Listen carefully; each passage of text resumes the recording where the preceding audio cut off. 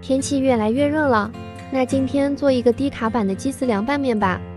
拿一块鸡胸脯肉凉水下锅，加2片姜和葱，再加几粒花椒，再倒入适量料酒，开大火煮大概10分钟左右，然后再焖5分钟。煮好的鸡胸脯肉拿筷子给它扎起来，放在凉水里边先洗一下表皮的浮沫，然后顺着鸡胸脯的纹理给它撕成一条一条的，记得撕得稍微细一点，这样会更加入味。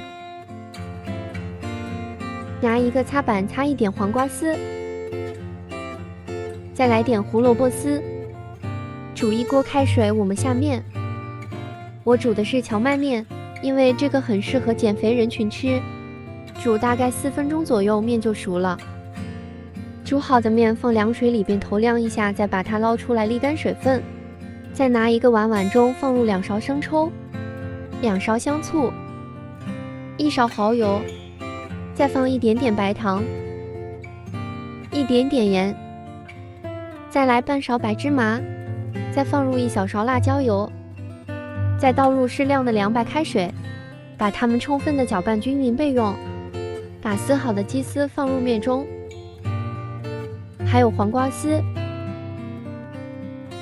胡萝卜丝，再倒入一些蒜末，把刚才调好的汁倒进来，拿一双筷子把它们充分的搅拌均匀。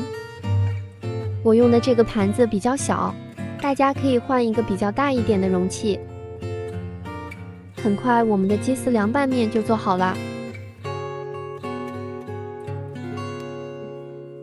是不是也特别简单呢？